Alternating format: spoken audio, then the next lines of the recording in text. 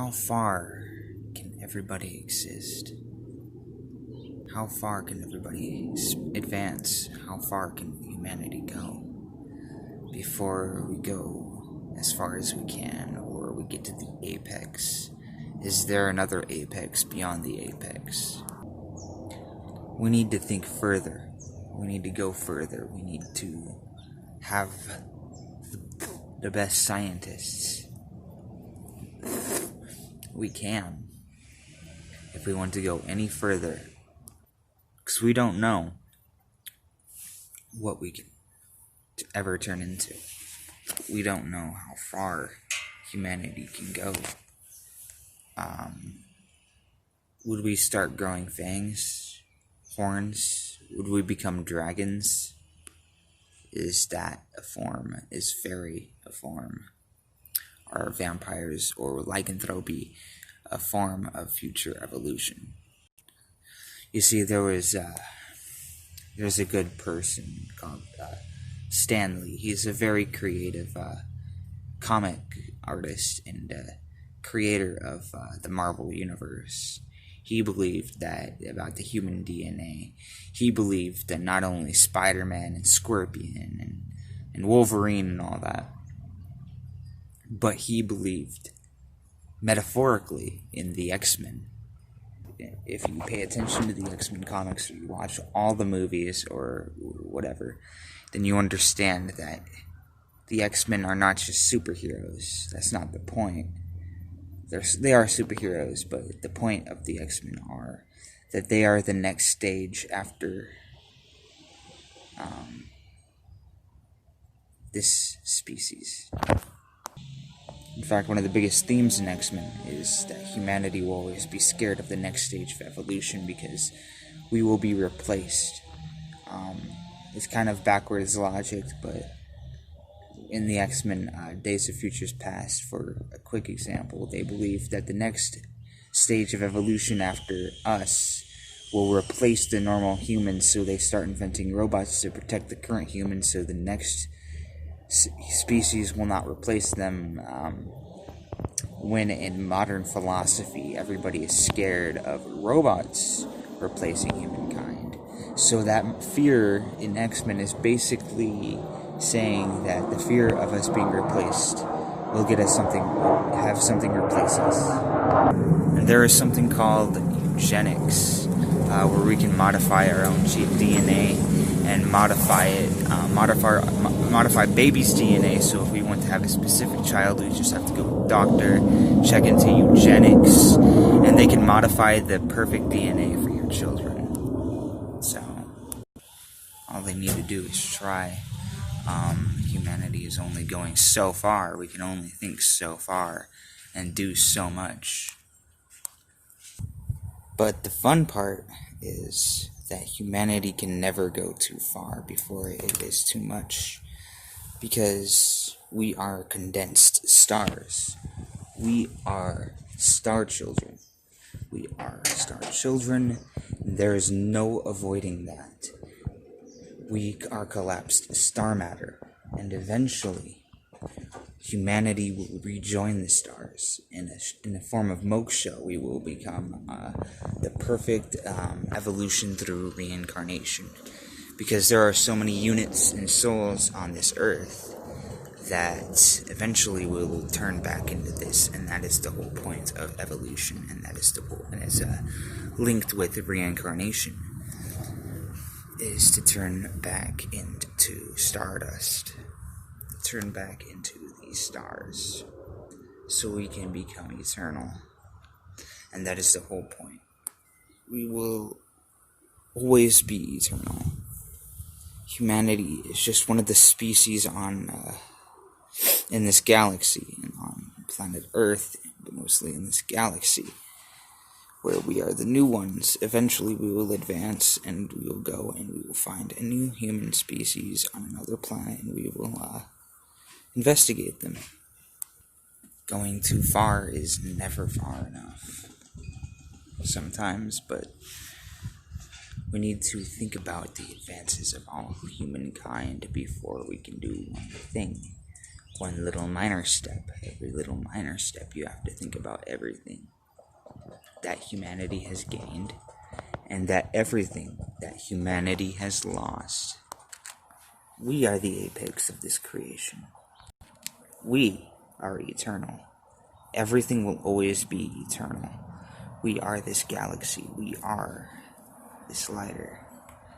We came from here, and the Jainists believe that if we meditated and gained spiritual perfection, that we would finally and eternally leave this reincarnation system and leave this evolutionary system and return back to the stars.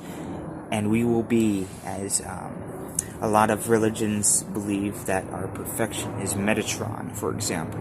Metatron was hundreds of feet tall. He was made out of pure diamond, and that he was one of the leaders of Atlantis.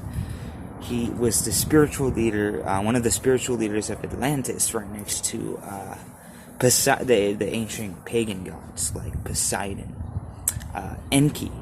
The Sumerian interpretation of Poseidon was Enki, and he was also the leader. Poseidon was the leader, right next to Zeus and all of the Olympian gods and all of the Egyptian gods, such as Isis and Nut.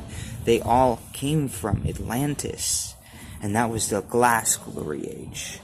And I assume very much that Atlantis was the very last time that humans ever looked like this. Atlantis probably was not real. There's a possibility that it was a higher dimensional plane. Atlantis was a land in a higher dimensional plane. And in a higher dimensional plane, we are made out of stardust. We are made out of crystal energy. We are made out of etheric matter, magic matter, dragon matter, anything you can think of. We were higher consciousness. We were gods. Back when Atlantis first was here, the first time. So if we go back to the Golden Age was Atlantis. There were no wars. Right now, we are closing in potentially on World War III, the end, the apocalypse. If you've been paying attention to American Horror Story Apocalypse, the season 8, then that is also an equal possibility as the Age of Aquarius that everybody is talking about. The perfect age is the Age of Aquarius, the Age of Enlightenment, the Age of Knowledge. But on the downside, another possibility of all of that is also the Apocalypse. And they're saying that the Apocalypse is metaphorical. It's a possibility that the world could end, but the real apocalypse is when old ideas end. So the very downside is that we think of nuclear bombs, World War III, another Cuban incident where we are very close to pushing the button. And at the same time, the star children are rising. There's a rising here. And it's the rising also of consciousness and all of evolution and human evolution. The star seeds are here to say we are not from planet Earth. Any person that thinks there are alien, Pleiadian, or reptilian, or Lyran, or any form of alien, really, then you are most likely, or most definitely, a star seed. And starseed, definitely, because if you research it, the Pleiadians are from the Sirius star system, and the reptilians evolved from the Carians, which was a bird avian-like race. Thoth, the Egyptian god Thoth, is said to be an avian/Carian. But if you actually understand it, all the reptilians are just the lessers of the dragons, of the draconic, of the real dragons, because the dragons are the gods of the reptilians, and they are the masters, and the reptilians are only half-breed of the dragons. We need to understand that in the previous golden age, we were living in a higher dimensional world of Atlantis. Now, we are living in, potentially we are rising to another golden age. It could possibly happen. In the previous golden age, we were living in a higher society. We were living in Atlantis, a higher dimension. Our gods were our people, were our literal physical kings, and dragons were the ones that gave the shamans their magical abilities, gave the shamans, the pagans, and any other magical people of Atlantis their magical powers. So, spout fire and smoke like a dragon. Like a dragon.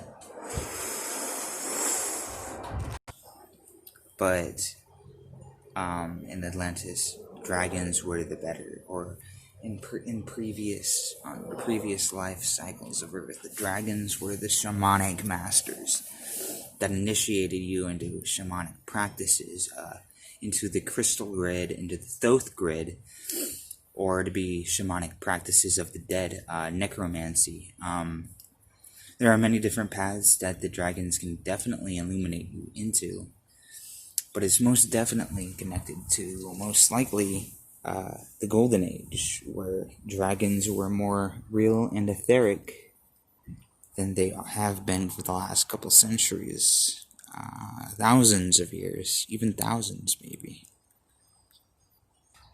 But magic is a very cosmic thing. It's an interpretation of cosmic forces around the universe, and how it affects the as above is all of cosmic, as below is Earth and the human race.